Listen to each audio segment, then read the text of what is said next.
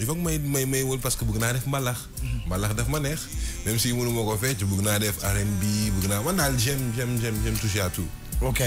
Mais aujourd'hui, on voit carrière bi nga xamantene jot nga ko am déjà à bas âge. Et tu es resté le même. Tu aurais pu avoir la grosse tête parce que la presse internationale xam nga ko min nga leen. Et puis les grandes scènes xam nga leen min nga leen, les artistes pareil et tout ça nga nek jeune dund lolu. Est-ce que c'est évident déjà pour que nga bañ a def erreur donte erreur du ñak? Yeah, comme on dit, erreur du ñak, mais je veux dire, loolu lépp ci éducation de base la. Famille, hein? Ouais, éducation de base boo xamante ni say parents dañ la koy jox. Et puis ngay màgg te xam nga nit sa parents yi mën la lay yar bu baax nga màgg réew. Waaw. Wala nga màgg beew. Waaw. Mais après àdduna mooy dox yow nga yar sa bopp. Ouais. nga xam ni extrait sama nawle la. dafa correct. lu tax man fu ñu war a dajee man du ma correct non. Ouais. dama lay jàppee sama nawle jàppee banel jàppee keneen ak keneen sama nawle. Absolument. Et loolu mooy nit mooy yar boppam benn instant. Mais bon beew moom ak fuy yàlla ñu si yàlla musal. Yann ci yàlla musal. Alors le parcours il est très riche hein donc am ay morceaux yoo xamante ne tey le public sénégalais d'habitude c'est très rare li nga am moom mooy accepte ne bon l'enfant a grandi c'est-à-dire que loolu c'est très parce que gars yi dañuy siis dañuy bëgg toujours di gis Bouba Kirikou dañ koy bëgg gis tout le temps ba pare nag bëgg la ci nag calqué nag quoi nga dal ci dee. mais li gën a metti mooy barki démb rek. am na kenn man soxna ñu jigéen ñi ñoom ci gën a sonal. non mais c'est grave. 1 2 3 mun la yow da nga màgg léegi de. te kii wax yàlla xam na ne maa ko. yaa ko mag c'est vrai c'est vrai. mais yow Kirikou ban année la génn mu ne man boobu maa ngi doon xaw ma ban classe laa doon def xaw ma lan ma ne ko Kirikou est sorti en 98. Ça pa. 98 ça fait 19 ans ça déjà. Ça fait 19 ans déjà. ma ne ko yow man nga jàppee ma mel ne xale nii waruma màgg. wala xam nga non bàyyi ma màgg. Exactement. léegi gis nga barbe bi you know. waaw gis nga léegi bii style bi nga may quoi bii. waaw bii laa may. même si ça dérange surtout ma mère. waaw même daggal ma lii daggal ma nii moo ko mère bii mooy fay tamit yow xam nga. léegi lan moo tax nga gardé presque surnom Bouba Kirikou bi te defoo Bouba baat bi.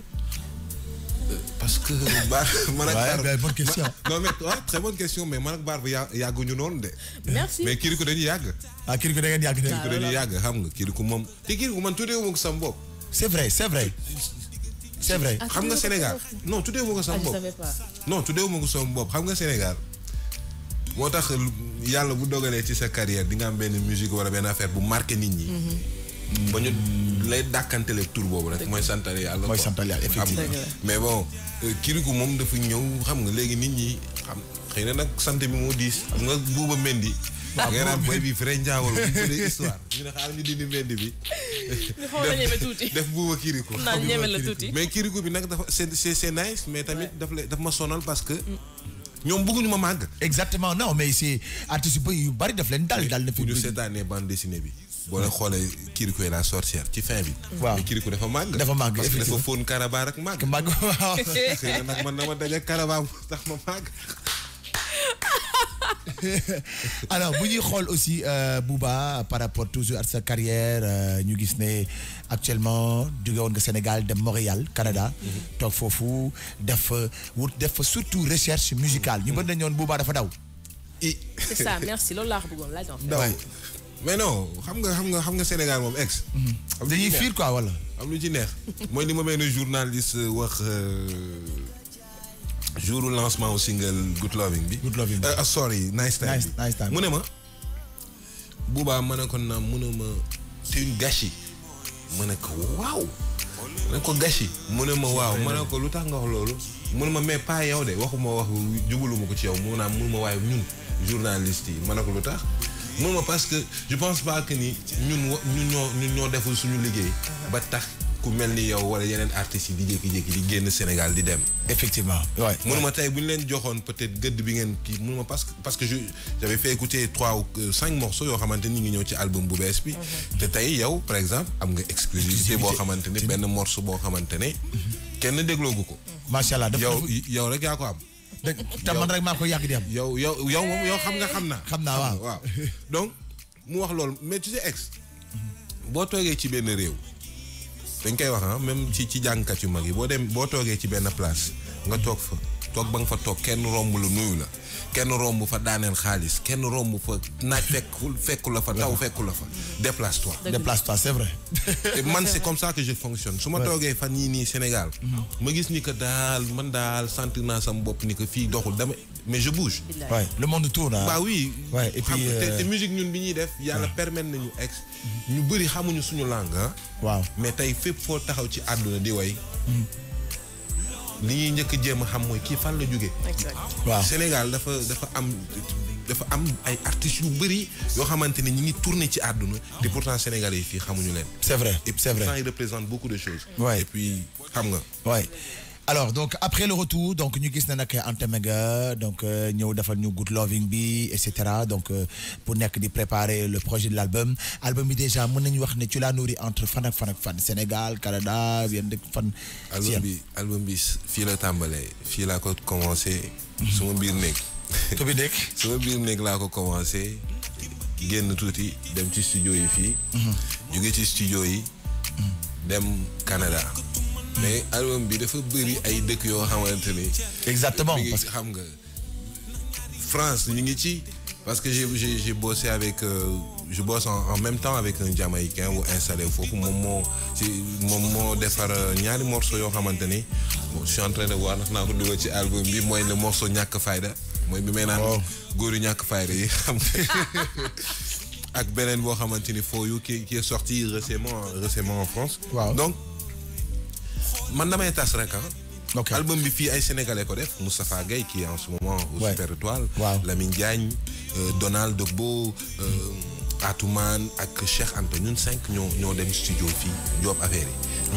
Mais après dañu dem ma demee Montréal j'ai rencontré d'autres musiciens. El Hadj Diouf m'a mis en rapport avec d'autres musiciens aussi yoo xamante ni dama koy gis ne ko bon kii xaw ma ko yaa ko xam présenté ma ko mu présenté ma ko. Et puis noonu laa defee di ubbi album bi ba morceau bi nga xamante ni yaa ngi koy ñëw di déglu nii. waaw c'est un grand producteur qui moo xamante ni là il a arrêté de faire carrément de la musique mais il fait que des musiques de films. Il a signé chez Hollywood. Tu vois? Ok. C'est un gars extraordinaire et puis xam nga. Donc man daal sama àdduna noonu laa ko jàppee damay wër di wër. foo ko yëg daal picc nga daal da ngay naaw. waaw branche bu la neex nga tàkk. te lu ma intéressé moom. waaw xanaa ma bañ a xam fu mu ne.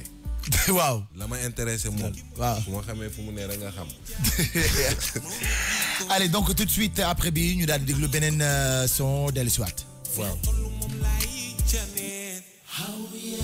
ndax ñaari nit ñu bëggante suñu borom moo ko dogaloo li tax nit di bëgg morom su ko xamoon seeti na keneen ndax bu nekkee alal am na ñu ko ëppalee su nekkee taari tamit am na ñu ko dàkk yaay booy xool diggante ñaari nit xañin jàmm ak salaam du yoon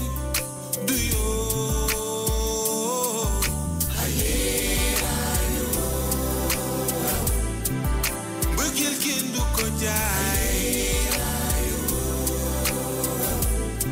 moom rekk laa bëgg bilaay bëggeel kenn du ko jaay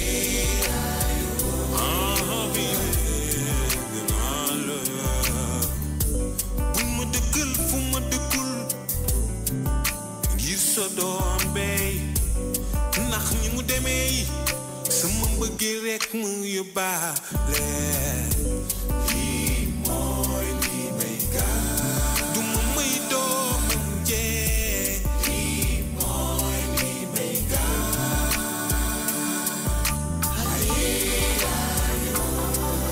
mbëggeel kenn du ko jaay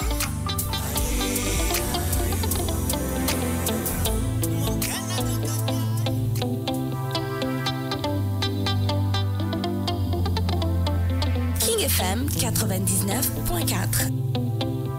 jàngin ci xale yi xool sedd dina daal aw góor yéen kontaan naa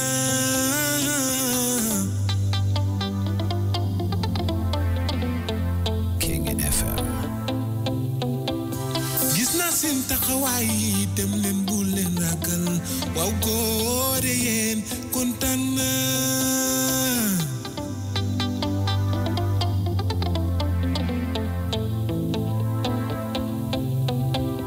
yéen a ngi kër yi liggéey di ko matal waaw góor yéen man bég naa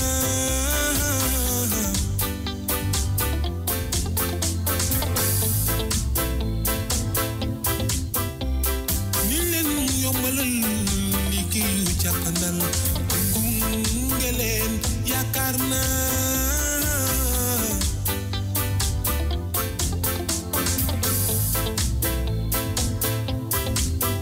King FM. bul tàyyi bul nelaw bul toog di tëndeefal dugal liggéey jóg jot naa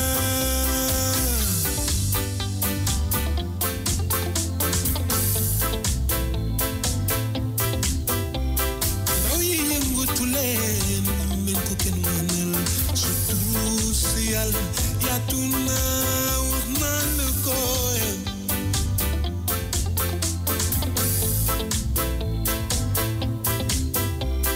jàngeen jëf xale yi xool seetati na daal waaw góor yéen kontaan naa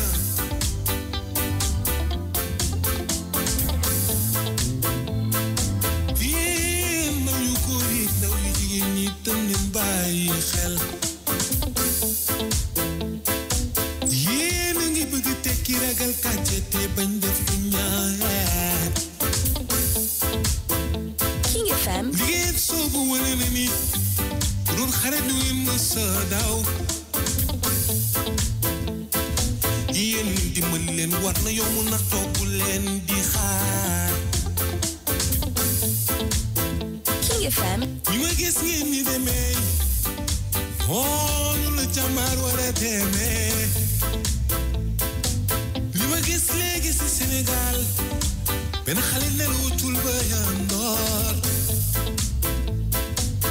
ku ne ngi jéem a lut loo def waaye ku ne ngi jéem wut lu amul boppam ci xale Sénégal lelelelelele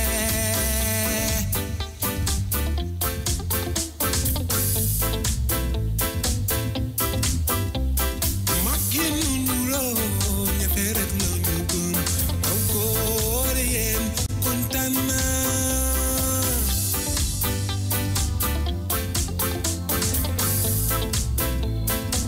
woo jamono ngi ñëw yéen a yor Sénégal defaru leen di waajal wax ci lu leer ci misaas la ñu waajal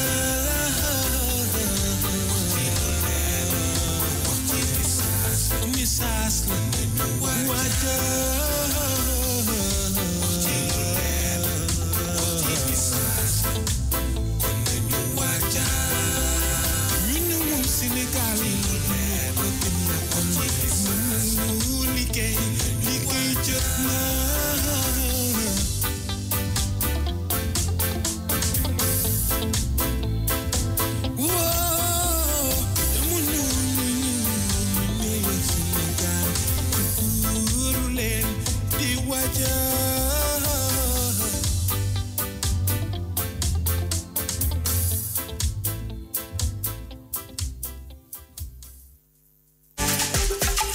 Salut la famille Cool, encore Managien pour des vacances de Dof à Cool Beach Tour. Pour connaître les dates, rendez-vous sur la page Facebook de Tigo. Ay concert yu cool, pour ay gars yu cool. Donc, le xaar pour jënd sa puce, t'appelles Jazz 300 Jazz. Et oui, c'est les vacances avec Jotay Cool de Tigo. Vis des moments de folie sur les plages de Dakar, Mbour, Joal et Saint-Louis avec Deep Doundougis et PNJ de King FM. Top départ ce samedi 5 août sur la plage de Gore. Bouloko Ken Neteli. Retrouvez les dates sur la page Facebook de Tigo. Jotay Cool, dara fayu ko. Tigo.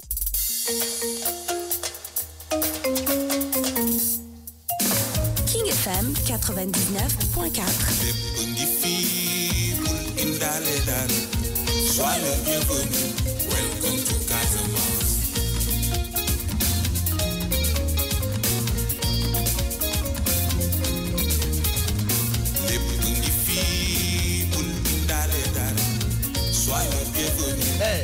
Welcome to Casamance.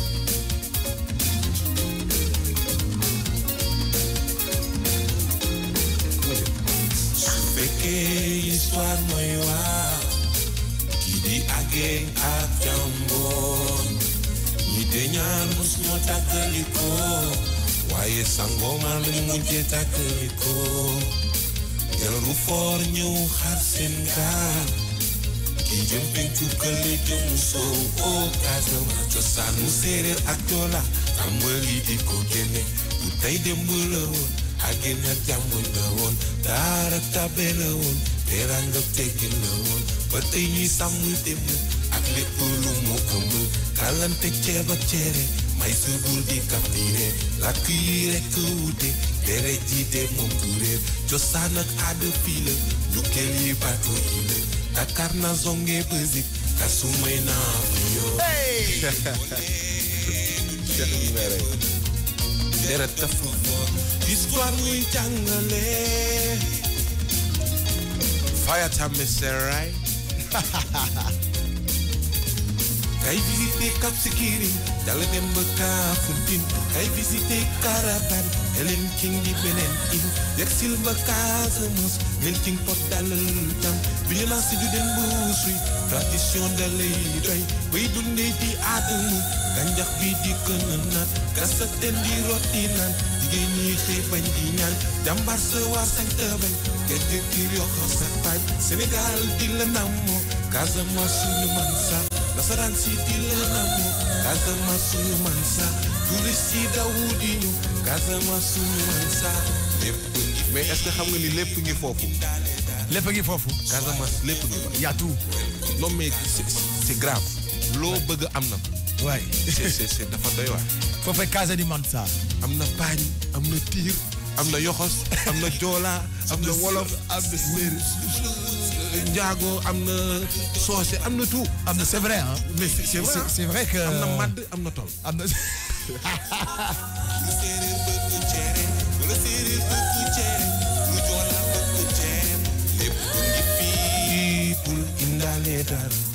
Sois le bienvenu. Welcome to Casamance.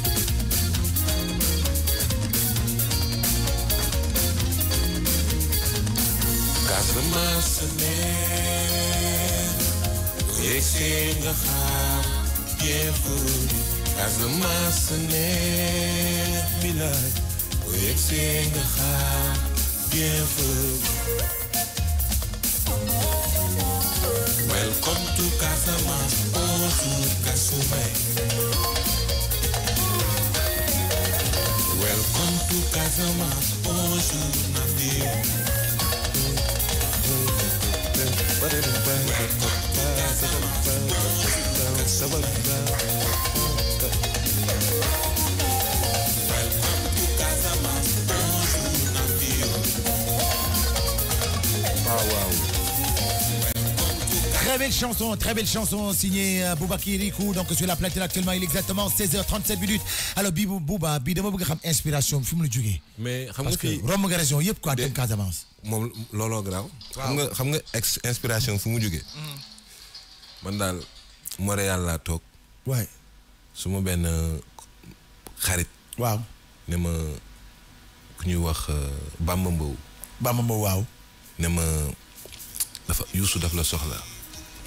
ma ne ko amoo ma ne ko ok ñu wax téléphone mu ne ma dama bëgg nga ñëw Sénégal ma ne ko amoo mu ne ma waa ñëwal ma ne ko ok ma ñëw grand bi dosé ma dégluloo ma maquette bi ne ma qu'est-ce que t'en penses ma ne ko c'est très nice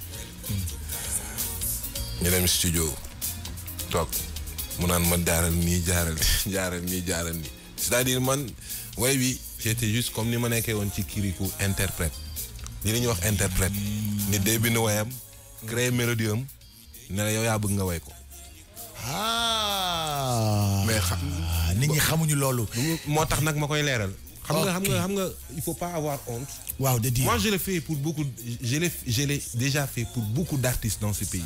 waay ñoo xamante ne bu ñuy way studio. dañ may woo ne ma booy créer ñu mélodie. mais ce qui est méchant dans tout ça. c'est que duñ ko reconnaître. Ils sont pas reconnaissants. Ouais, ils sont pas reconnaissants. Ouais. Man dama toog grand bi naan ma waxal lépp ngi fii bul ma defee ko noonu lenn laa yokk ci way bi lenn rek ci yokk mi naan Casamance sa neex boo yegsee nga xam bienvenue Casamance sa neex bilaay li nga bilaay boobu rek laa ci yokk bilaay rek laa ci yokk ba tax ma ko defee xam nga moom dafa grand bi dafa fën naa ma nice day daanu donc mais texte bi ci guddi gi fekk boobu dama waroon dellu ma waroon joué jiwaat benn dëkk bu ñuy wax Cher Group amoon festival ma waroon dem ma grand man il faut ma dellu de mu ne ma kañ ngay dellu ma ne ko man il faut ma parce que jour bi ñu mu desee instrument bi man jour boobu laa naroon dem mu ne ma mu ne ma man maay fay beneen billet bi ma ne ko mais man su ma toogee mun ma naam ma ne ko il faut ma dem jour bi de mu ne ma jour boobu ne gars yi acca toppatoo ko billet bi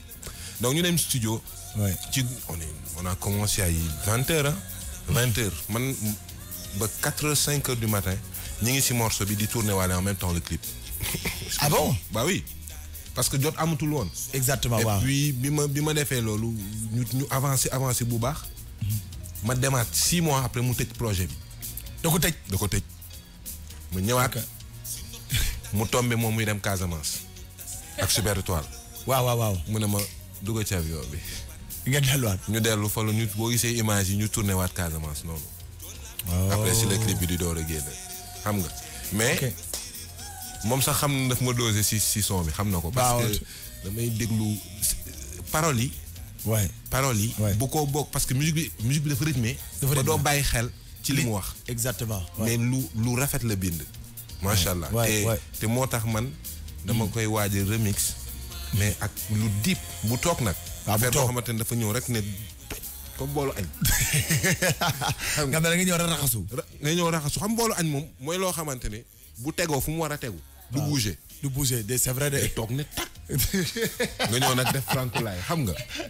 donc morceau bu toog laa koy def acoustique bu simple pour nit ñi mën a gën a xam valeur u morceau bi. lim bind. waaw et loolu je le rappelle encore c'est très difficile nga nekk artiste interprète. parce que interprète moo gën a métti. sax parce que mën nga fent dara way ko loolu yow la mais parfois nga bind dara alors nga dara toog parmi des millions de Sénégalais wala des milliers nga nar ci xool kan laa ci sentir. kan moo ma ko war a def. loolu bu la waxee. buuba laa ci mais moom morceau yu bëri yu muy way fan yi waru ko way Youssou Ndour. yaa ko war a way xam naa. non mais tu sais son morceau là. bàyyi déedéet nag. mbëggeel is all xaw ma la. waaw mbëggeel is all mais boobu moom waru ko way. alaaji nag kaay. non mais soo bëggee dégg rek loolu du wayam. kontaan naa da ko njëkk a way rek. mais kontaan naa man maa ko waroon way. moo tax bi mu affaire soofee ma way ko nag. boobu laa gis kontaan na ci man léegi damay foqati. da ngay foqati si parce que am na ay morceaux yoo xamante ne nit da koy way. mais fi nga toog da ngay naan mais kii. man maa ko moom lii. man daf may dal ak artistes yu bëri yu bëri. bëri. par exemple Papa Thione waaw. gis nga woyam boobu kii apartheid. waaw loolu moom waru ko way. loolu sama woy mais booba nag moo non mais sérieux mais daa may woy yoo xamante ni ça touche. waaw day mel ni yow da nga koy yëg daal. absolument mais loolu mooy waral parfois ngay réédité waat morceau bi tëggaat ko et tout ça donc def nañ ko ci benn cover bi nga mujj def ak moom ça a été vraiment comme je dis il y a des chansons yoo xamante ne dañ koy réadapté waat tu vois et ça a été extrêmement professionnel li nga def il a pas dénaturé la chanson tu vois il se l'est approprié tu vois et loolu c'est je pense que ne tu sais que am na artistes yoo xamante ne leen rek la ñuy def seen carrière interprète. Bah oui. Il y a des artistes yoo xamante ne artistes yu mag artistes yu mag ci àdduna mais dañuy interpréter rek. mais moo gën a métti. mais xam nga lu ci nekk. fii Sénégal waykat yi xam nga waykat dafa. xamaguñu interprète fii dafa fiir. waykat moom bu toogoon nii. toog nii di way. beneen mi yore guitare bi di commencer di doser sur scène nar a yàq affaire yi. beneen ñoom da koy naan jàllal nii suma ginnaaw. c'est vrai xam nga. waaw donc du ñu bëgg yenn mbir yi di feeñ ci ñoom. yenn lacunes yi. waaw du ñu bëgg mu feeñ ci ñoom. donc dañuy kër affaire yi daal. donc boo nekkee man ku am je veux dire 15 ans ñu interpréter loola. morceau bu wër àdduna. Ouais, ça veut tout dire. Ouais.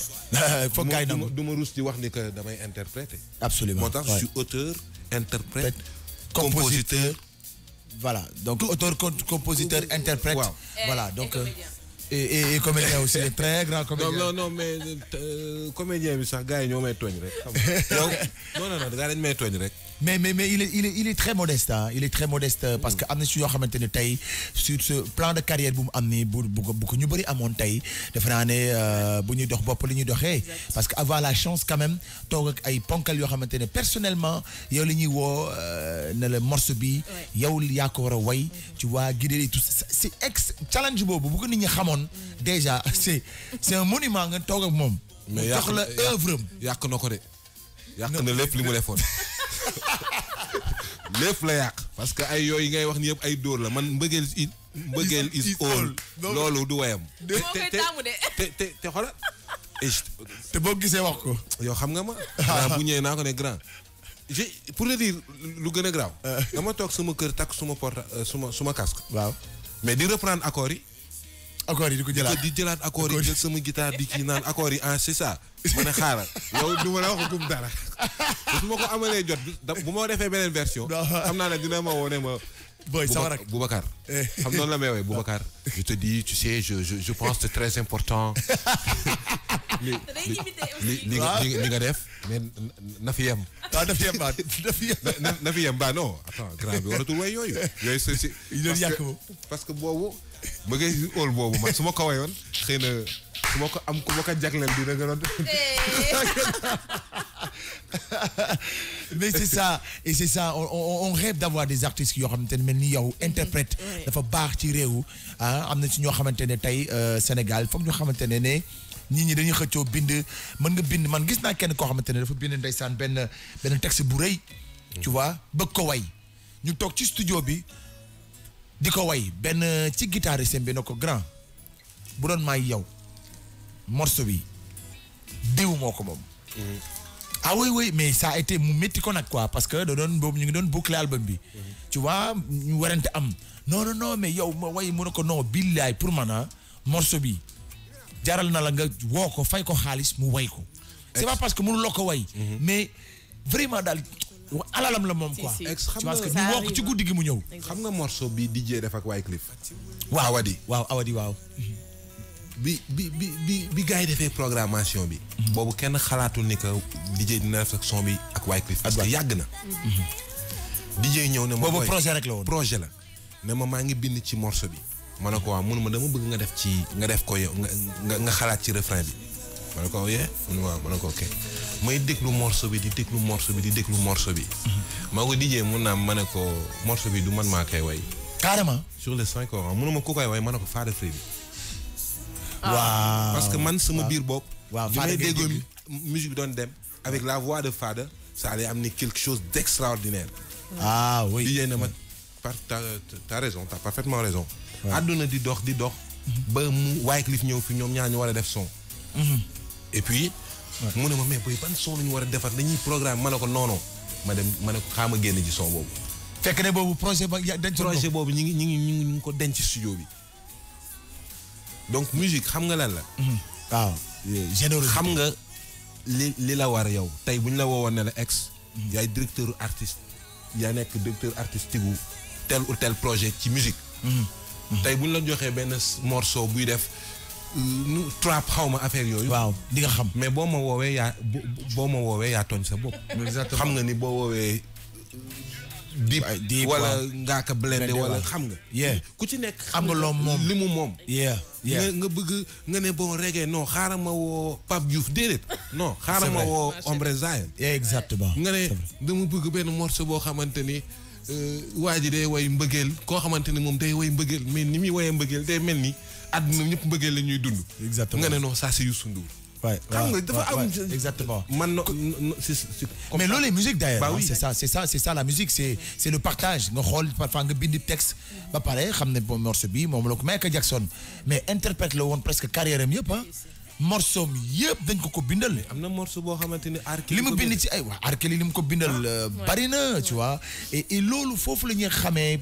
capacité nit lu waay tëb rek daal ne non kii diw lañ ko gis donc loolu encore dafay wanewaat tout simplement le talent qui est en toi et loolu Sénégal ni na ko journaliste bi waxee rek lañ koy wax on n'a pas joué notre partition mais désormais je pense que ne Sénégal yi tey danañ ko gën a wone danañ ko gën a danañ sot parce que tamit suñu alal sama alalu ko gën donc dafa am beneen morceau boo xamante ne moom lañu dégg nit ci suuf alors bii déjà avant ñu koy teg xam naa ne li may dégg ci ay dégg jëla loolu man daal boobu man daal yaa ma fay dee rek. c'est que man booy bi dama xamul lu ma koy def.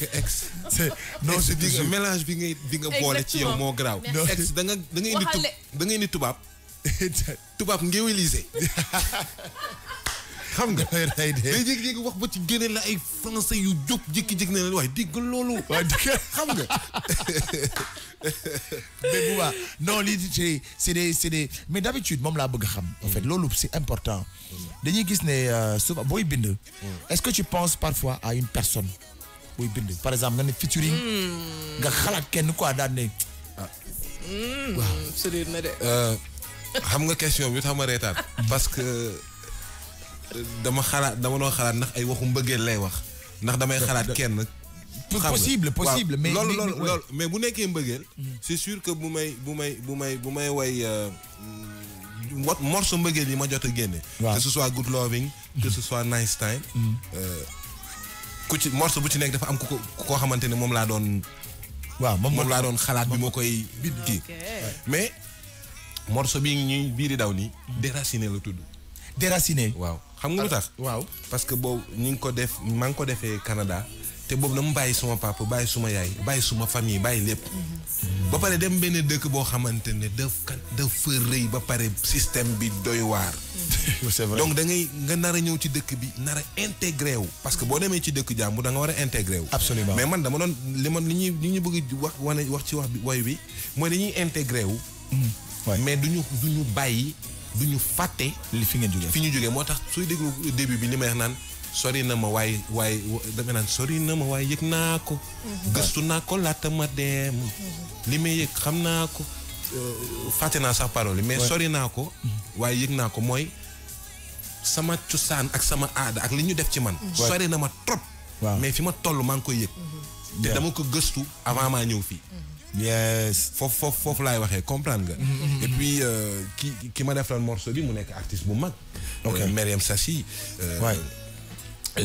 moom tamit mu jóge Algérie Algérie intégré ndax ay xam nga rek desaan ay problème ay conflit yooyu mu dem installé wu Canada def na fa plus de 20 ans fa la màggee ba tey boo seetloo sax dama ko forcé ne ko Mariam mu mën a ko di nga làkk naar ci way bi bah oui waaw man damay làkk wolof di nga làkk naar après cof tuuti ci anglais bi parce que xam man sama anglais waaw dafa xaw tey ñu dégg non ex je te dis sama anglais c'est pas anglais gars yi fii nii de non anglais bu mélangé ak tuuti njaago la ak jamaïque donc anglais njaago la daal anglais njaago alors dañuy déglu morceau bi et juste après on revient.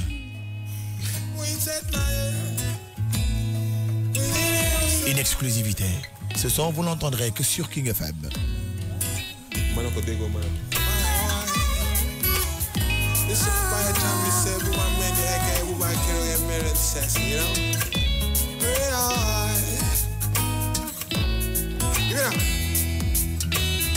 Sorry na ma way sax naa ca gëstu naa ko laata ma dem jëmm ji sas naa ko fàttewul li ko war ak fu mu war a yee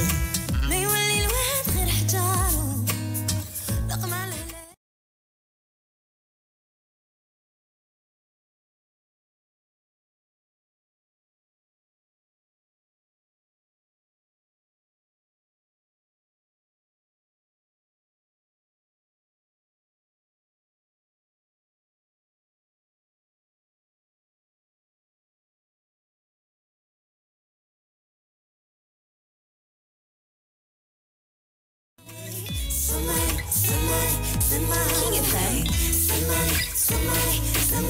FM.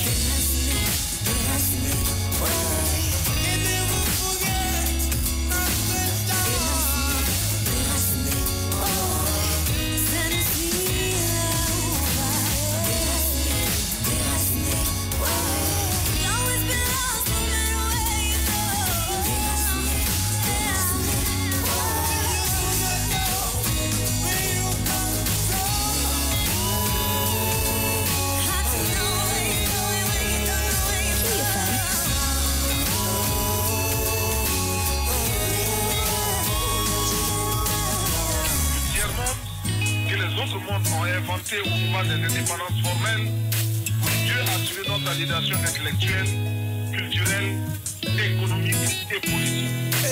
Can you tell them what make us feel a motherland? I try to tell them, Ah wow. they don't seem to understand. They need crazy. They need to sustain the people. We broke them chains, but we still didn't get our freedom. And we all pay the price to maintain the sea that keeps on draining every chance we get to grow. Though we wanna stay, we're stuck between home and a hard place, so we can't afford to come back one day. Somebody, send my way. Somebody, send my way. You never forget my good job. Some see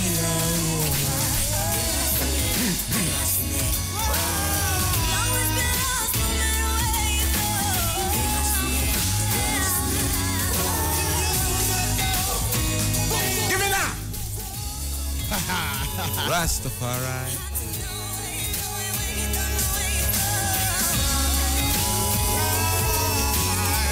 Lele yobu Rasta music. you the Rasta music, you know. What that me say?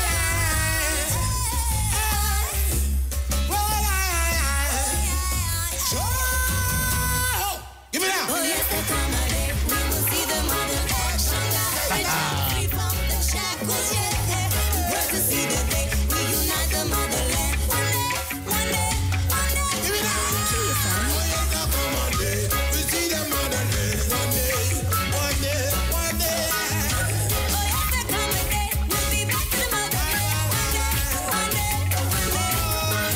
Oh yes, there come a day we'll be back to the motherland. One day.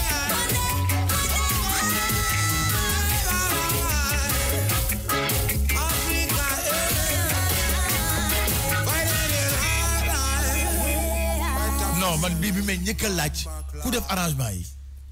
Moom Pap. Ça c'est ma composé moom la ko mën a waxee am idée morceau bi. morceau bi ñu dem liggéey ko ak ki ñuy wax Mario Sevini moom laa lay wax naan la mujj bi dafa mujj arrêté sax di def ay musique xam nga musique pour nii nee naa ngi fekk des musiques maintenant de film et puis morceau bi c'est morceau boo xamante ne dafa am solo te bi dama la ko may dama ko may. dama la ko may bii ci album bi la bokk ci album Xel ak Xol la bokk ok ma ne lu tax ma war a toog rek soxor bon non waruma lu tax du ma jël benn rek maye ko waaw. ma may leen ko parce que bi ma ñëwee Cheikh daf ma toppatoo Cheikh dafa la toppatoo waaw. ah wax dëgg yàlla Cheikh moom dama ñëw rek mu toppatoo ma parce que ku ñu tegal karaaf yu bëri nii ak café xam nga ni xam nga donc maa leen ko may son bi daal mi ngi nii ok all right gis nga li ñuy wax rek mooy ouverture ouais. fi ñu commencé musique bi ak fi mu mujjee Yes. fi mu mujjee man nii laa jàppee sama musique All right. Alors mën nañu wax ne ci bi album bi aussi dinañ am ay vibe aussi ay reggae un peu. album bi man est-ce que dinaa def album bu dul am reggae. mais man est-ce que mais man sa album. moom laa wax man si man problème laa am man problème direction laa am. parce qu'il est dans tout. man ba ma ko doon ba ma nekkoon ah oui. mais d'ailleurs dama bëggoon xam ban musique nga gën a nekkee à l'aise parce que lépp ngay laal mais ban nga gën a nekk à l'aise quoi. wax nga ma lu ma neex. posé nga ma question bu ma neex xam lu ma la ciy tontu. waaw man sama bopp xaw ma. oh my non mais sérieusement xaw ma. xam man nan laay musique. dommage que niwuma sama guitare. su may niwoon sama guitare dama lay wan man ni may composer musique. xam man nan laay composer. damay fo. man sama morceau yi ma composé yëpp damay téye sama guitare naan blontin tum planting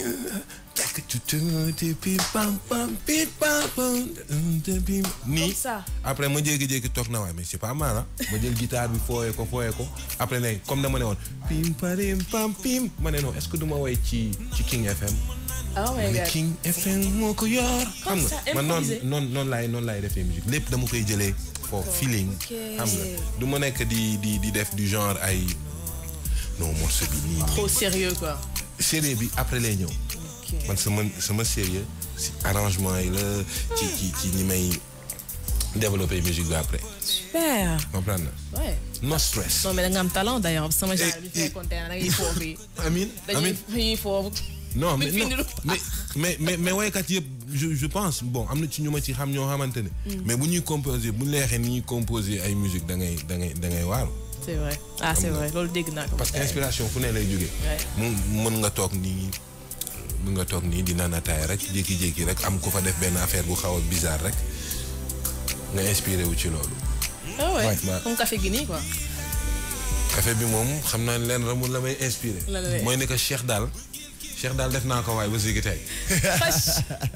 moom sax morceau Welcome to Casamance parce que li mu ko fi way na ko ba mu jeex. exactement mais tu sais Bouba toujours bu ñuy xool ci ce atmosphère par rapport ak musique yi ngay laal yëpp et tout ça.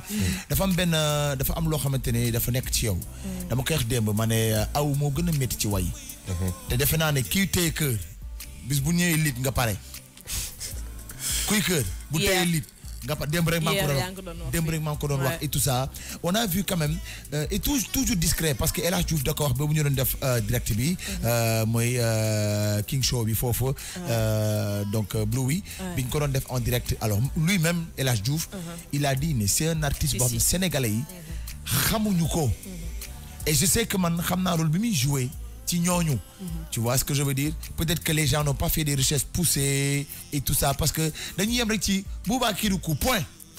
xam nga ça fait non c'est vrai bilaay dañuy yem ci Bouba Kirikou point alors que duñu gis ci beneen duñu gis facette bi duñu gis tout ce qu'il a eu à faire comme projet et d'artiste qu'il a aidé, qu'il a poussé, qu'il a inspiré yooyu yëpp à son âge mais il est toujours dans son coin modeste tranquille bu la nee romb la nga ne du moom.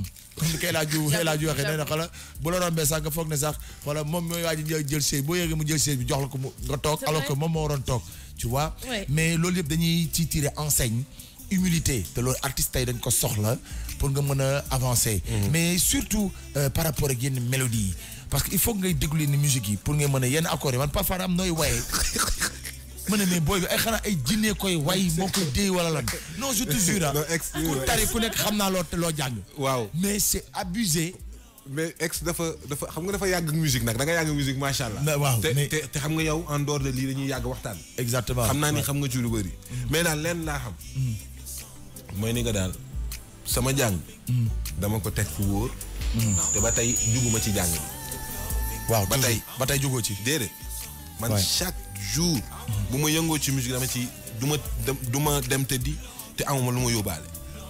ok comprends nga. parce que man présent. awma ay du genre ay hobby comme du genre man j'aime bien aller à la plage. j'aime bien danser. musique rek man awma waaw c'est vrai parce que dama la ci musul dégg d'ailleurs. man boo ma bëggee mere rek yóbbu ma ay invité ma ay xew affaire yooyu man na mooy sama problème man naa nekk sama jàmm takk suma casque xam nga. waaw yor si guitare déglu suma musique.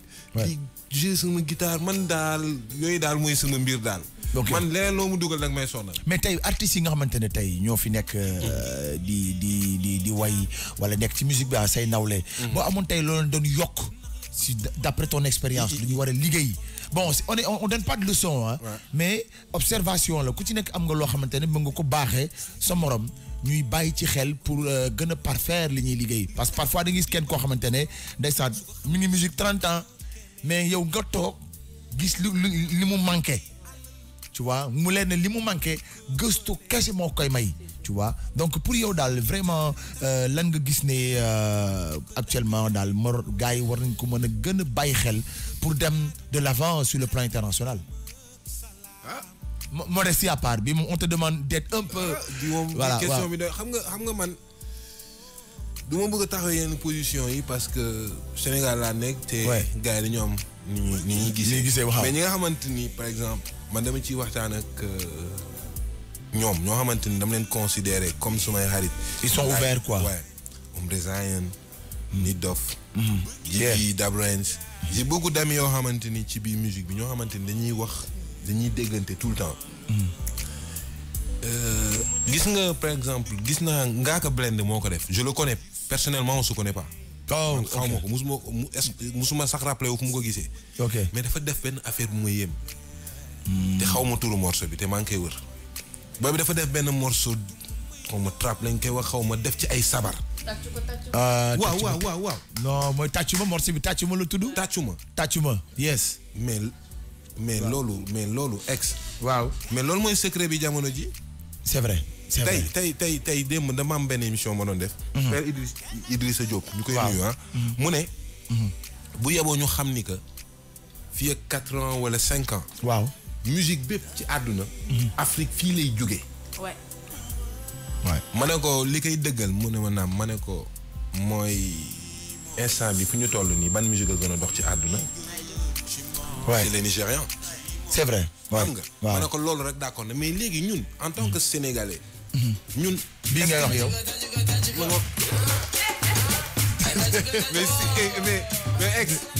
mais lii c'est nice. mais oui c'est nice. lii dafa bëri lii dafa am kii. oui. bàyyi mu ñëw.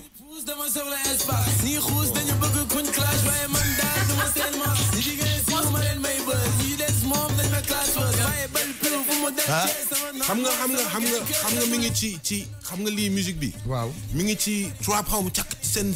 waaw seen esprit bi ñu koy trap defee musique waaw. mais li ko wuuteeg sax ñi ko créé. waaw mooy mbalax gi bi mu ci dugal. exactement ak ni nga ko dugalee. ak ni nga ko dugalee ni nga ko dugalee surtout. exactement parce que mbir mi mun nga ñëw rek def comme. mais sample non mais ni nga ko dugalee c'est grave. extraordinaire parce que mun nga ko feccee nële comme mun nga ko feccee noonu. effectivement comme fecc ko ak mbalax mais. lii pour man. recherche la. waay te morceau bi yàlla na ko yàlla def. ce morceau là su nekkoon par exemple beneen dëkk boo xamante ne am nañu industrie musicale boo xamante ne dafa taxaw bu dëgër am njàppale. mais morceau bi bu fekkee ay ñoom xaw ma nu ñu tudd P-Wayne xaw ma Lil Wayne. ñoom Lil Wayne waaw. mais da leen di jaxase. c'est vrai. mais c'est nice. c'est nice waaw. tu écoutes te ñi ma lay wax nii. xaw ma leen. waay xëy na man ak seen fans yu bëri ñoo ci yem. man Dip xaw ma ko. waay. da ngay déglu Dip. waay man cicatrice bi may moom mooy premier morceau bu ma xam ci Dip. ah cicatrice waaw. bi ma koy déglu moo ko lancé d'ailleurs. te ma yuuxu. waay. nee na rab dekki na nag. rab bañ doon wax dee na. dekki na. absolument après nga ñëw nga déglu Ngaaka Blindé. waay nga ñëw xoolal même le son le Ombre Zion. ah oui non loolu. bu may. waaw. mais. effectivement. mais américains yi dañuy nelaw. billaay dañuy nelaw. non je te jure parce que xamul ci garaaw. waaw. ñun. imagine est-ce que mës nga def genre am gis-gis boobu Sénégal ban xeetu musique lañ fi dul def. mais dama koy wax bés bu nekk ne la ñun on est le peuple le plus ouvert. fii dañuy tëgg coupé décalé. c'est vrai joué par des Sénégalais. dañuy tëgg reggae.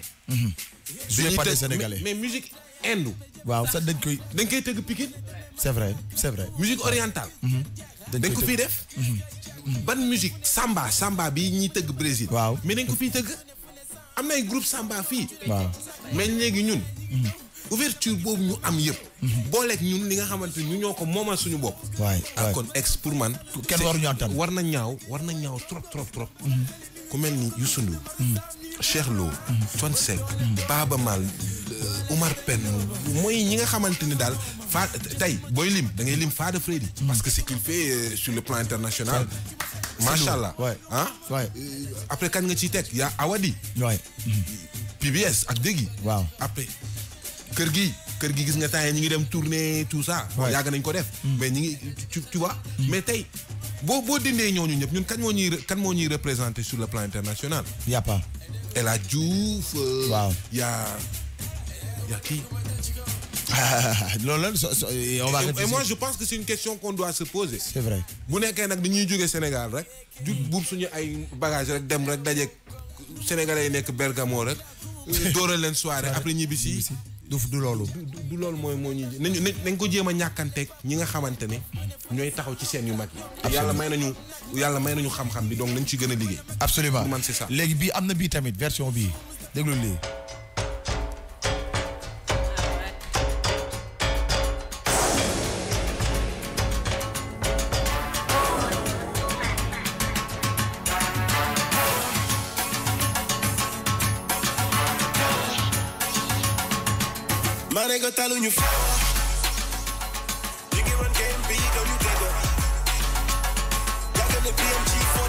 Kii c'est Nix. mais Boy Ndiago moo def lii. Ndiago moo def lii. mais Ndiago. mais Ndiago. mais lii kañ la génn. lii génn na yàgg ko ay 5 mois def naa ci ginnaaw. lan. je te jure. 5 ou 6 mois waaw. Ndiago il a changé. talu déglu lii déglu.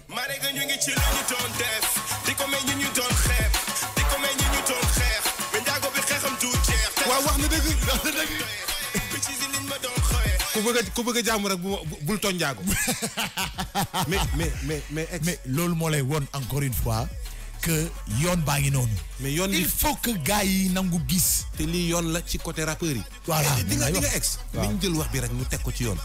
rappeurs yi. ñoo ëpp vision. yeneen gars yi. foofu bu yeboon nag bon ñu ne booy bi waxati na njaaxum. waaw mais sérieusement. waay gars yi ñoo gën a organiser. waay et puis créer. ñoo ëpp fit. ba pare dañuy tëju. di liggéey. xam nga mais par contre man li meex mbalax bi buñ ko bàyyi de. jamais de la vie. déedéet. nay jolli ba léegi. waaw nay jolli di marimba beeg cool meeg. tungu ne ni lépp di jolli. waaw mais nag nañu ibbi musique bi. nañu ibbi musique waaw dañ ko ibbi donc loolu daal mais par mais yow man fu ma nekk ko. talul foo moom talul foo dëgg.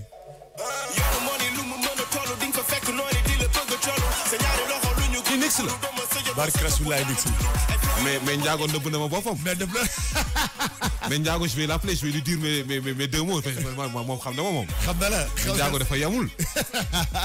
d'ailleurs man bi ma ko njëkkee déglu je lui dis tu viens de commencer ta carrière nii laa ko waxee. non mais est-ce que xam nga. mën na ko lii. bokk na ci ñi ëpp talent ci rappeur yi. du seen morom. kii. dafa bëri yëfu kàccoor. dafa kàccoor. moom genre boobu. dafa ne tekk rek yor jikkoy Modou Lo. waaw dafa yor boobu jikkoy mbër la am. jikkoy mbër dafa am comme wax dafa am caay-caayu mbër. voilà caay-caayu mbër. caay-caayu mbër. mais lii c'est nice. waaye c'est nice. waaye yoon baa ngi nii. waaye nañ ci gars yi yoon baa ngi nii. absolument yoon baa ngi nii. absolument alors bu ñu ñëwaatee alors pour en revenir donc toujours par rapport ak li nga xamante ne moom nga nekk di def par rapport à tes œuvres dañuy gis toujours Bouba Kirikou buy génne single alors day mel ni kuy génne album c'est-à-dire que ne du looy génne rek mënoon ko def rek génne ko mu woyof mais boo génne single da ngay mel ni kuy génne album parce que ñu bëri dañ foog ne album dafa génn. waaw ñu bëri foog ne xam lu tax. da ngay toog di xool ni musique bi demee. ah surtout quand tu es un artiste indépendant. il faut ngay xaw a bëri tuuti pax comme kaña. da ngay jéem a comme kaña day bëri pax. xaw ma jinax day bëri pax. man tout le temps j'essaie de xool ne bon fii la affaire yi toll xaar ma jéem a indi lii. et puis comme na ma toogoon lu yàgg dégguñu ma. te album bi maa ngi koy préparé depuis très longtemps. ma ne leen bon vous savez quoi ma ne gars yi ñu toog waxtaan ci. au lieu ñuy def ñëw rek yóbbu clip yi ci clip ci télé yi. après toog déedéet man nañu def benn point de presse. ñëpp ñëw ñu ne leen lii la ñuy préparé bii mooy génn balaa Sénégal ñëpp di seetaan clip bi. yéen yaa leen ko njëkk seetaan yéen mi nekkoon fii. et puis ñu déglu leen yeneen morceau ci album bi. il faut juste essayer de communiquer et d'innover.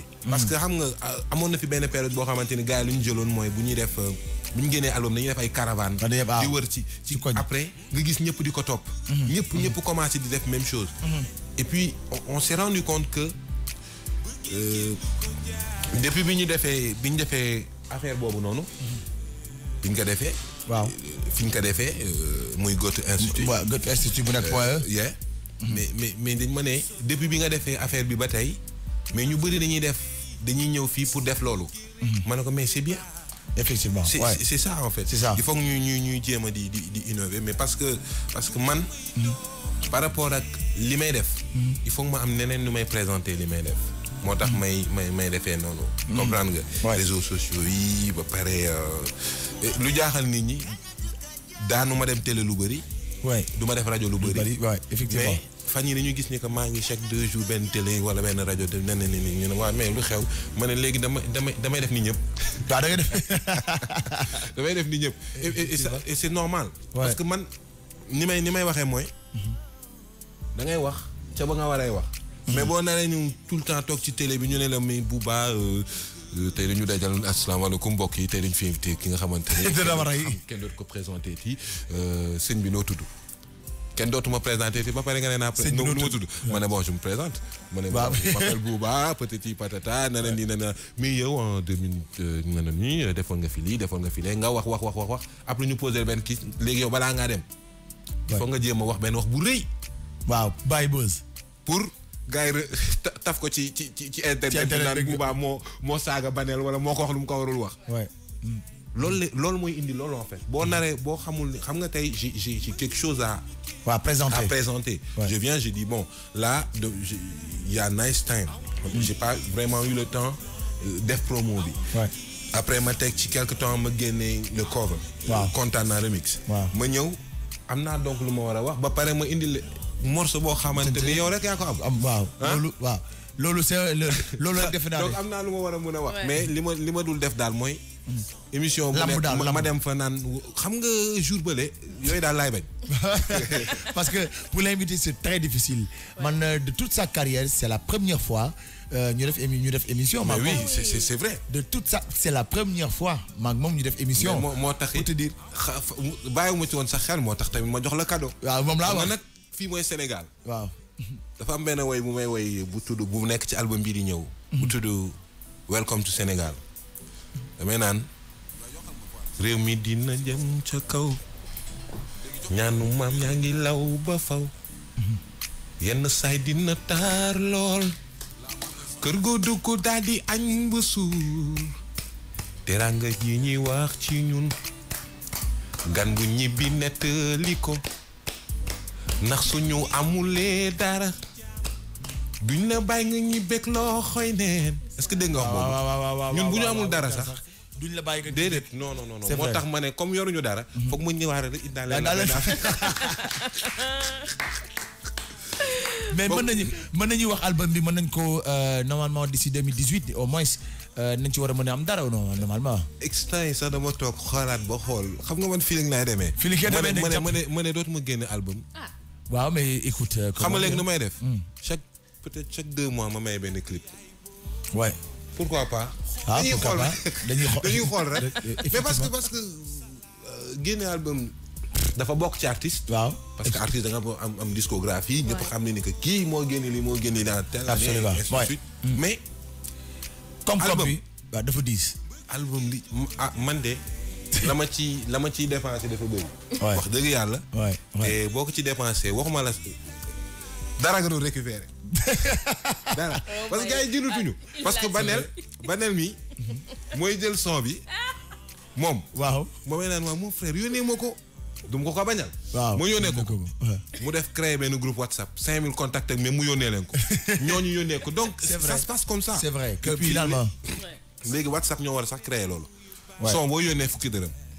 bah oui parce que ñoom mën nañ ko contrôler récupérer ko. si mën nañ ko récupérer mën nañ ko contrôler ça ils peuvent le faire parce que ay paramètres la rek. ils peuvent le faire. mais parce que sinon duñ ci génn. waaye morceau bu am gars yi da ngay jël gis kenn ku coché 11 morceaux rek ku maanaam album. copé rek bagee ma ko. dóor la ko rek nga contact. ma ne ko allo mais kooku àll ma ne waaye man la artiste bi quoi en fait dama la bëgg a déglu ma ne ko li nga def c'est dangereux. yow mënoo jëkk si ak yónnee ma sa album alors que génnagul. sama téléphone bu ñu ko sàccee nag. léegi nga xëy suba dégg sa morceau ci. ne Exadex la dal na fi nit ah. yaa dal na fi benn artiste bu mag mu am ku mu jox yóbbal ñu sàcc yóbbal ba ca waaja mu yegg see Dakar fii ñu génne album bi. mais il a pété un câble alors que ne moom ma nga woon fee di enregistré. loolu metti na. donc trop donc yooyu day arrivé alors que technologie bi na gars yi di arrêté di génnee mën nga jël single. c'est déjà un truc et tout nga envoyé ko. waaw single moom ça ne tue pas mais album copie jël tout si te tuur ko nit naka wéy après dis-moi ce que tu en penses. ma la mais non mais woo ma sa studio. ñu def séance d'écoute. tu vois là loolu dana am son bu mag. dinañ mën a bu baax apprécier tout ça.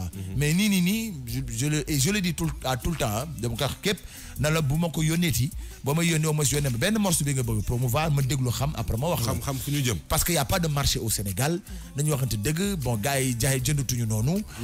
mais man da ngay def li ma def. waaw man léegi su may génne album est-ce que du ma génne ay 50. 50 sons. 50 kii CD def 50 copies kese. bah oui jaay ko c'est vrai. non mais c'est simple. c'est vrai je préfère dem ci Youssou Ndour. waaw ne ko grand am. album baa ngi nii. waaw 100 lan. mais ex yow mais attends je te dis mais arrête. 100 000. ne ko grand mun mën a ko teel. waaw album baa ngi. déjà 6-0. 6-0 tegu. yaay xool nag loo ca yokk. million moom foog ñu dégg ko. bu ko neexee nag mu def 10. waaw mais 6-0 yu njëkk yi mooy. tëdd na ba pare moom yooyu tegu na ba pare. après ma ñëw. dugg ne bon attends kan laa mën a xool ma dem seeti keneen. ben oui ne ko wuy ma. album baa ngi nii 6-0 yaa ngi nii man 6-0 yi teg na ko nii rek. boo banqué ba banque boo gisee 6-0 yi nga def ci benn 1. waaw fii la dooleem yem. waaw fii man daal xoolal loolu laa lay jox chèque daal nga may jox. mais là 6-0 yi moom dama koy. am nga fula. mais loolu la. mais effectivement ñu ngi ne tu sais que am na benn artiste bu ko mosoon def dugg grand théâtre def duy saaga ba mu fees. fekk autorité yi toog ku ci nekk mu sëgg ndànk sa gars waa jaa ngeen concert ci kaw de. waaw am concert jàmbur mu ñëw sëgg ci nopp autorité salaamaaleykum man la diw sama album yi ngi nii. mais gars il a vendu presque ay 300 wala 400 albums da gis kenn ku jël 1 million jox ko. mais oui. mais jënd 3 CD maye ko. mais wala kenn ku jënd 10 CD maye ko noonu ci biir salle bi. il a vendu sac bi dafa jeex. feeñ télé dafa metti de. trop. nit ñi dañu foog ne non dafa neex di ngay romb nit ñi di la xàmmee bon. loolu bi ñu nekk xale la ñu doon saf xam nga da ngay yàqam ci feeñ télé. mais léegi dépassé nañu loolu. mais instant yi dafa metti. parce que pour gars yi pour ñoom feeñ télé mooy synonyme de waa ji tekki na. di la yaakaare loo yorul. mais li ci ëpp solo mooy. yàlla da lay suturaal di la sargal ba kenn du la dox di la xool di la yërëm. et ñëpp xam nañ ni que fii musique bi dafa metti. absolument dafa metti. absolument studio yi dafa cher. te c'est normal parce que nit du ubbi structure am pour di la ko def gratuitement. foog mu lekk dundal njabootam et tout. fay courant donc loolu daal man daal li ma la wax. c'est que nag waruma ko woon sax wax. te gars yi mun sàcc idée. gars yi mun sàcc idée de. ñu dem rek def ko. ku ko fi njëkk a def. déjà kontaan naa bi nii rek. grand bi moom dafa war a bàyyi sax tournée bi États-Unis ñibbisi. bàyyi bu wëkkee. non mais sérieux parce que kontaan naa bi moom xam naa ni moom damay ñëw rek def 7-0 rek tawal ko. moom 7 ngay dóor. non 7-0 laa koy tegal ne ko loo ci yokk baax la. loo ci yokk xam naa dina réew ba tëdd. 1 daal lay tàmbalee façon. non 5 ngay commencer par contre. 5. non 5 ngay commencer. 1 2 3 4 bokkul. yow à partir de 5. non mais attends nag mais 5 saa waay nag bu boobaa alaaji pour ci benn album nga déparé 5 loolu moom xanaa benn boobu ngay jaay jeex na. mais ex yow kontaan naa bi jarul 50 millions nii. waaw ci pet waaw ëpp na ko. déraciné bi mu la jox nii du 200 millions. waaw 250 millions ngi tegu. te yow bu affaire bi doxee lu mu bon dinaa la woon ne la ex nga ne man la kaay ñu daje. waaw kaay ñu daje. ñu daje ma am lu mu la tuuf ba pare na la est-ce que amoo envie sax ñu dem. Dubaï naan café. jël bii. ça c'est bon waaw. jël banel jox ko benn affaire bu ndaw rek ne ko fan nga bëgg a dem mu ne Paris ñu ne ko demal. demal dem shopping. mais c'est ça. Sénégal am jàmm. et le pire c'est que ñu ngi koy reetaane mais aujourd'hui je pense que ne artiste bu ci nekk loolu moom loolu lay aspirer à ce que vraiment li muy def mu mën ci am moom it pour mën ci bëggal moom it parce que ci nekk am nga koo bëggal. du rek way dëgg la bu ñu wayee jox leen ni bégal nañ la yow mais moom aussi am na ñeneen ñu mu war a bégal. qui sont des amis et sa famille. sa famille waaw te man yàlla dafa def damaa bëri xarit. damaa bëri xarit yoo xamante ne yàlla bi ma tiim xam nañ ni su malaaka taxawoon ne ma yow wala ñoom man ma ne leen jël leen ma dee. billahi wallahi taala I know ay nit yoo xamante ni sama ay nit la ñu xamante ne xam nga mais tax nañ ma trahir quoi ku la trahir copain sama benn frère moom njëkk trahir kooku la parce que moom il s'appelle Cheikh Mbaye Jokul non Cheikh tout le temps ensemble mu takk jabar quoi donc man léegi daal tey damay dox ci mbedd bi moo tax maa ngi dox nit ñi naan mais bu waa da nga mel temps ku dof damay waxtu rek may nii ma yaakaaree ko ci keneen moom tamit bon mu trahir Fatima Gueye madame Tall def ma lu ma métti daal tay daal Fatima Gueye daal moom it warul non tay dama wét ba pare ñeneen ñi man daal ex daal xam nga ni doo dee xam ni def yow da nga am jabar nii ba boobu bëggee may de bëgg naa non man du ma ànd ak ko am jabar nag par contre soo bëggee daal ñuy ànd waaw man célibataire laay àndal boo bëggee daal ñuy ànd ñu former groupe di wër ala Banel jëlal Banel déjà Banel war naa mën a dugg Banel da ngay dugg sama groupe waaw bien sûr Banel bu duggee sama groupe dina neex de lamp yi tàkk de parce que leer naa lox de mais yow waaw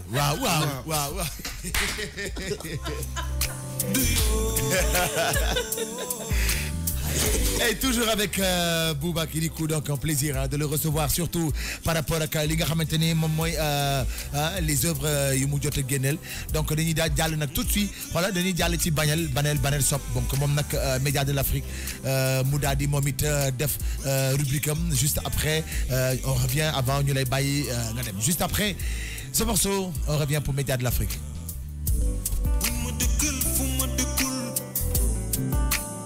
sa doom bay ndax ñi mu demee sama bëgg rek mu yóbbaale lii mooy li may gaa du ma may doomam jee lii mooy li may gaa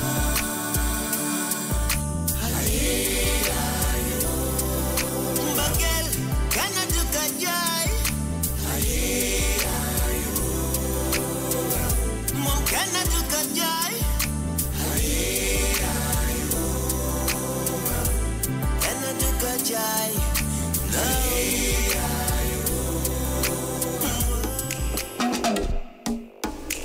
Comment 16h 17h28 minutes voilà donc tout de suite dans votre rubrique Média de l'Afrique avec Banel Sop. Bonjour. Bonjour Ex, bonjour chers auditeurs, auditrices, Aminoti Malenouyu. Welcome dans les médias de l'Afrique. Donc voilà, désolé de retard d'abord. Hein. Voilà. Ouais. Donc, alors, oui, exactement. Donc nous allons commencer avec Moussié Tombola. Tombola. Avec le titre Afro Tombo. Donc vous l'avez connu avec son tube Corde à sauter. Et corde à sauter et le roi de le roi de l'afro-trap Moussié Tombola est de retour avec le clip d'Afro Tombo. Madame comme afro-trap la ñuy wax moom mu ñëw ak Afro Tombo. Oh. Voilà, un hit aux paroles amusantes et qui rentre facilement en tête, illustré par une vidéo haute en couleur dans ce dernier tube qui fait grimper la température et donne aussi envie de faire péter les décibels. Le chanteur n'a pas hésité à faire quelques dédicaces à des personnages emblématiques, à l'instar d'Antoine Griezmann, Paul Pogba et Christina Cordula. Bon, maman Hélène ngeen déglu son bi. Ma chérie, tu es magnifique. Magnifique. Voilà, après une Allez. Nature, monsieur Tombola. Magnifique. Le concept est simple mais terriblement ingénieux. Ouais. Monsieur Tombola s'adresse directement aux personnes en manque d'inspiration sur le dance floor. Genre comme Antoine Griezmann, qui fait genre. Ouais, c'est vrai. C'est rien donc, mais moi, je me dis de bouger la tête. Bon, c'est ça, c'était ça, Monsieur Tombola. Who's next? Le prochain. Donc, Davido. Waouh. Daouda. Chaque semaine, je viens avec lui, mais c'est pas lui, mais c'est Ishaba. Ok. En featuring avec Davido, mais pas Davido en featuring avec Ishaba. Donc, moi, je suis invité quoi. Oh, ok. Voilà, donc c'est Ishaba en featuring avec Davido, Baby Mama. Baby Mama. Voilà, donc, mon bail est guys, après nous, aussi. Un autre tube. Que des tubes. Hein. L'Afrique chante, c'est vraiment, c'est nous. Quand l'Afrique chante, franchement, ça me parle. Vraiment, et maintenant, les gens, ils sont, comment continuent toujours à chanter en langue. Ouais. Moi, le Bouba dit def. Chanter en langue, dafa bar. Oui, qui ça lac. C'est. D'ailleurs, le c'est son bien. Bi mortel. C'est nice. Ouais, ci sa làkk moom. dafa neex. dafa neex te ex ñun suñu làkk yi dafa neex. trop te loolu ñi parce que xamul tax wolof dafa neex ah. dañu tàmmal làkku nasaraan ak anglais bañ foog ne boo dàq suñu nopp yi ndax dafa yàgg suñu nopp. boo woyul ci làkk yi duñ la mën a kii. mais la preuve. Youssou Ndour.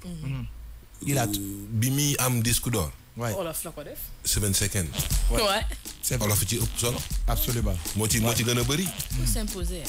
ah Kumba Gawlo bi nga ko waxee jëlal pata. waaw bi nga koy def. dafa dem ba ci biir yokk ci wolof. parce que loolu mooy richesse bi. exactement. suñu Baaba Maal. tukulóor bi muy way. mais lëmbee na àdduna. absolument. am na Wasis Diop. ñoom Thione Omar Pène ñun ñëpp. olof moo neex. Cheikh Lo il tourne partout donc. nañ koy gën a faral di def ngay gën a faral di def. rafet na bu ci topp. Bu ci topp c'est Franco mooy l'interprète de Collé la Petite. ah dafa génne beneen. Collé oui dafa génne beneen bu bees. bu tudd naka. oui bon c'était les paroles de l'expert en musique. Kirikou, l'interprète et tout donc comédien je crois imitateur c'est ça. bon tu jàll ci Franco. Qui revient d'une courte pause musicale alors qu'il dépose une nouvelle vidéo intitulée On ne s'assoit pas. Quand nous toog. Non. Mais Collé la Petite la woon. Bi pas On s'assoit pas là. Donc sur S'assoit pas est le premier single de Franco, second studio album qui sortira bientôt. Mi ngi génne beneen album temps yi loolu voilà. La vidéo a été dirigée par Monsieur Check. Bon, profitez-en parce que sans bi je sens que dina nekk tube de l'été. Bon, dina ci bokk parce que bëgguma wax ne moom rek la parce que yi ma fi indi yëpp aussi. Ouais, c'est mel ni comme si ku ne da bëgg aaj moo tube de l'été mais en fait. Exact. Ah ben oui, c'est de bonne guerre. Wizkid, di Davido, di voilà même américains ils s'y mettent avec des Nigériens comme Chris Brown ak Wizkid bi waaw. dugal ma ci Sénégalais yi ñi nga xamante ne ñu ngi def ay tube. waaw ñoom tamit gars yi ñu ngi def am na beneen. Mais j'en parle avec donc on en a parlé donc voilà ma bàyyi la ngeen déglu Franco on s'assoit pas ak Monsieur Léo mooy l'interprète de Divorcer jamais. Oui. Ça sent bi. D'ailleurs toi tu aimes beaucoup son beau. Il chante comme voilà. Comme un Africain. Donc voilà ñu ngi ñëw ak benn son wu tudd Partout. Partout fait. Voilà, Partout est un visuel très riche en couleurs où l'on aperçoit le chanteur d'Alpha Bitter Records dans les rues de sa ville. C'est aussi une occasion pour Monsieur Léo de remercier ses fans qui ne cessent de le supporter. Donc, ma bàyyi leen ngeen découvrir son bi. Allez. ñu ñëwaat. nu may. J'adore. Je kiffe. Nice. Non, Monsieur Léo, vraiment, man daf may daanal. waaw parce que am nañ yenn mélodie soxlul muy métti daal. Merci. waaw yu yomb. waaw na yomb. neex a jàpp refrain day yomb. exactement ref moom day teex a jàpp day yomb moom neex a jàpp. mais bu compliqué rek. waaye du warul compliqué waaye dafa war a neex. waaw. na ko xale yi di ko mën a wax di ko mën a foowee. nit ñi bu ñuy wër ci dëkk bi di dox fu nekk. ni nga koy mën a foowee. muy tourner seen bopp. waaw. mooy comme sama son bu bees bi mbëggeeli Zol. mbëggeeli Zol waaw. nee na comme sama son bu bees bi déggoo ko de. Voilà, c'était Monsieur Léo Partout. Bu ñu ci jógee dañuy dem ci Loco. Waaw. Loco, le Camerounais, hein, je pense. Oui, Camerounais. Je serai là. May naa leen ko yéen ñëpp waa King Family. Toujours à tes côtés. Pour le meilleur et pour le meilleur. Xoolal ma lii ak ma yéen lu baax. Donc voilà, c'était Loco, le Camerounais. Donc je serai là. Donc bon bu ñu jógee dañuy tëjee ak Fuse ODG. Ouais. moom moo way Azonto. C'est vrai yow ndem si yàlla yow kooku jaay puis son âme. nii laa ko gisee nii. mais ndem si yàlla parfois nga dégg kenn koo xamante ne da nga naan ko rek moom naa dem na ca ña nga yóbbu Barsax. Pourtant moom day génne ay son de. Oui mais je veux dire bon par rapport à Azonto bi moom dafa mais tu sais que Azonto moo andi tey lii yëpp. Ouais. Ça a été le tube qui a tout changé. Mais dafa def benn déclic en fait. dafa def déclic. Poum africain yëpp après avant ay ñi ñëpp ah. Exact. C'était Azonto. J'avoue. Après nag bal ba tàkk. Même côté danse d'ailleurs. Oui. Ouais. génne suñu ay danse bopp suñu ay pas bopp. ñu koy defaat ci monde entier di ko defaat ay vidéos comme Michael Jackson bi ak Thriller bi. Exactement di reprendre fii léegi ku génne morceau da nga koy dugal YouTube gars yi kereel ko ay fecc. Man mii def naa ko. Yes ba voilà yow gis naa say yos. te kaay bu njaabee ba may li bii. man xoolal monument de la renaissance rek la ba may bi.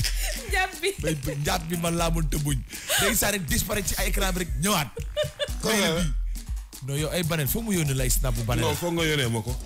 day jig saa rek xoolal disparaître ci écran bi rek réapparaître rek may li bii. may la baara loxo bu jóg fi. may la loxo bii. est-ce que li mu jegee kii bi la. non du loolu. li mu jegee monument bi moo tax. xoolal am na fay vidéo am après non dara ci may. ñii benn xeetu fecc la nii. non yow xamoo banel yow. yii la ñuy may. kii may banel sopp. Donc guys ñu dem ci Fuse ODG. allez. bu ñu gënoon sax ñun di déglu yeneen gars yi ci yeneen rythme yi ñuy non mais c'est grave. waay dafa doy waar. gars yi danañ daw xam nga lii da lay jox tuuti zouglu. zouglu c'est vrai que léegi musique la boo xamante ni coupé décalé bi moo ko fay. waaw mais zouglu rythme kese la.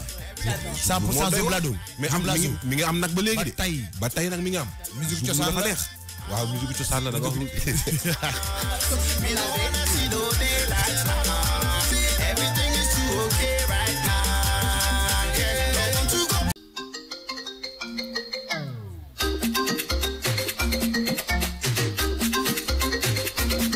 Alaaji.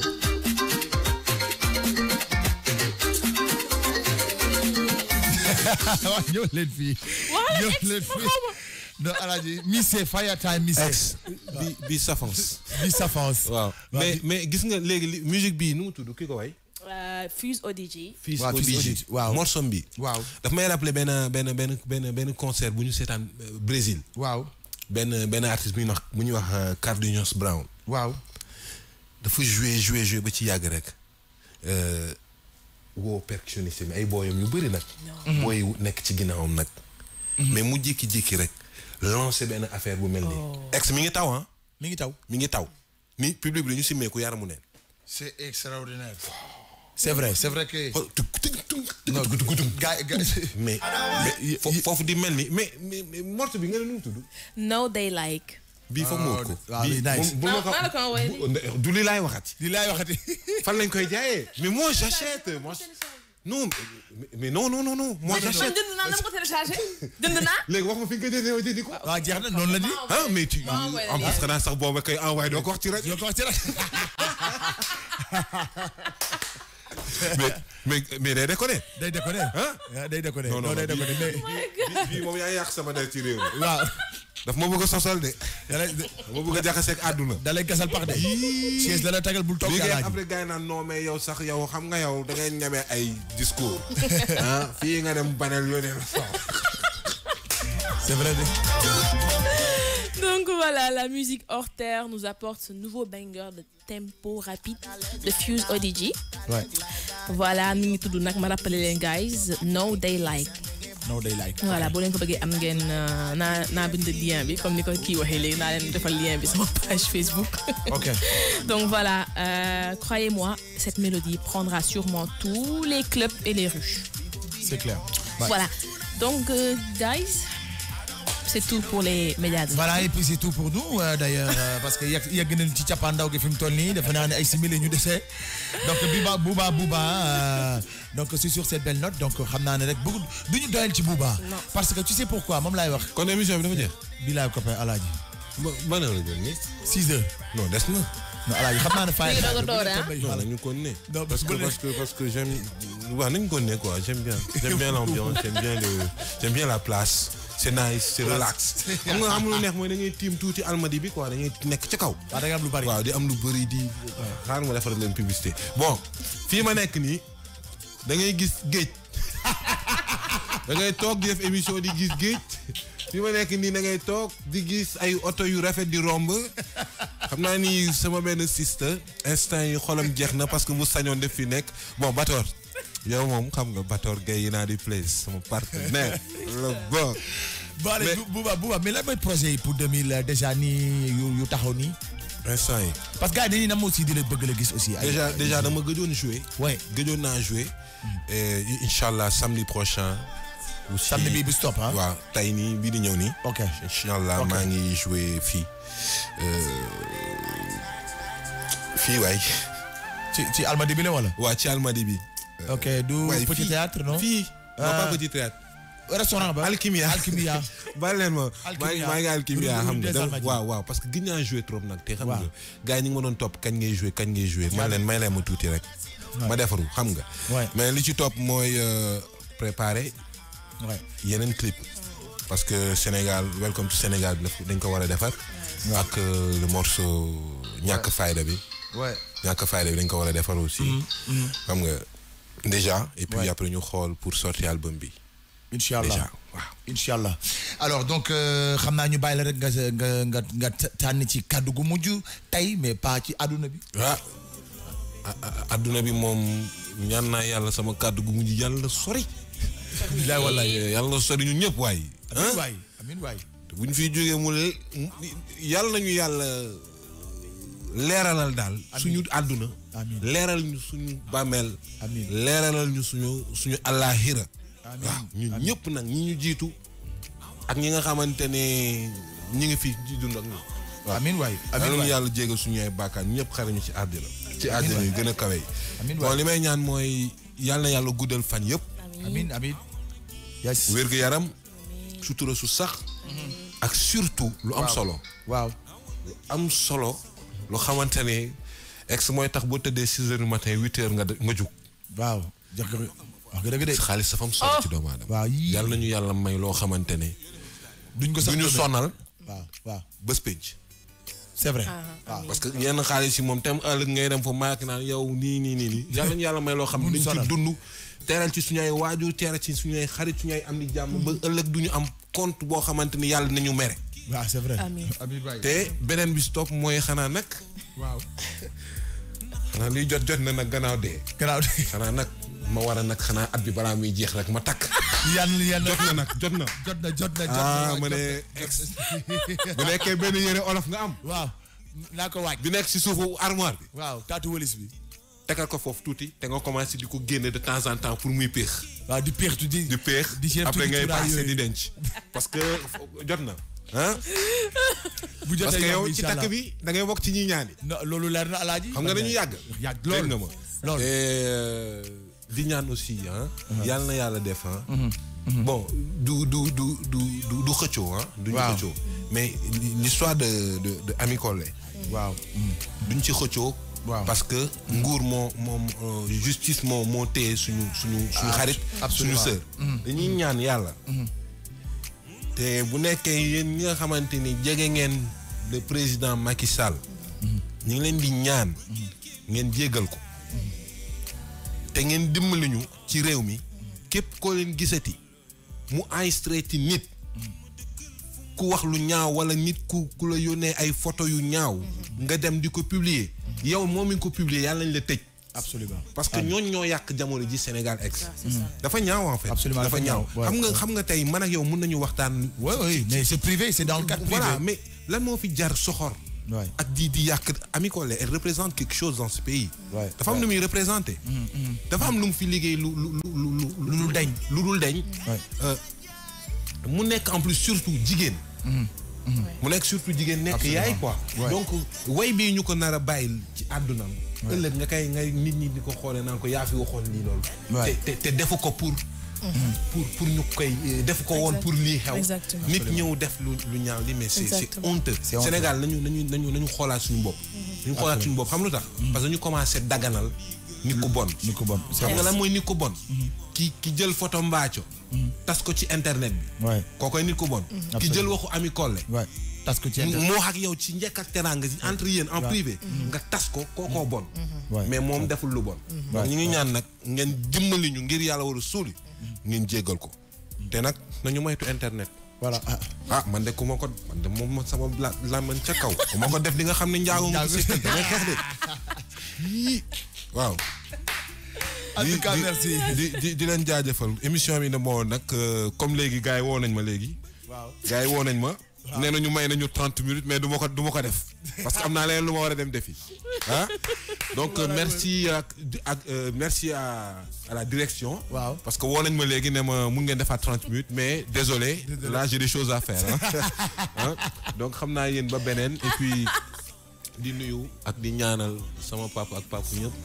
ak sama yaay ak yaay ñëpp. ak sama xarit ci Fatima Gueye Maram Tall. Cheikh Mbaye ak et sa femme Waré. di nuyu Bator Gueye naa di place man daal nuyu naa ñëpp te di leen wax ni que samedi encore maa ngi waat fii ci émission bi. c'est fini léegi chaque samedi je suis là. c'est bon. Oh my God. waa Banel. waaw ex. waa donc ba suba. Demain, Inch'Allah. Voilà. Waaw. Ma rappelé gars yi que ñu bëggee dégluwaat son yi mën nañ ko karaat demain. Absolument. Teg yëpp bu mu jeex tàkk tàkk yi ay ñamal la woon rek. kon demain amaat na. kon demain maa ngi ay bon sonn du voilà naa leen posté lien yi Inch'Allah sama page Facebook fa ngeen mën dem pour télécharger ko c'est pas gratuit. ñu koy jënd. ku ma ko bëggee seetaan aussi YouTube naa leen defal lien yi sama page Facebook. Inch'Allah. Merci beaucoup guys, merci beaucoup Aminata yeeg téléspectateurs radio téléspectateurs c'est ça. radio spectateur auditrice auditeur yëpp maa ngi leen di nuyu di leen jox rendez-vous demain. Inch'Allah. Voilà. Gros bisous. Bye. Ciao. ate nekk leen ci jàmm.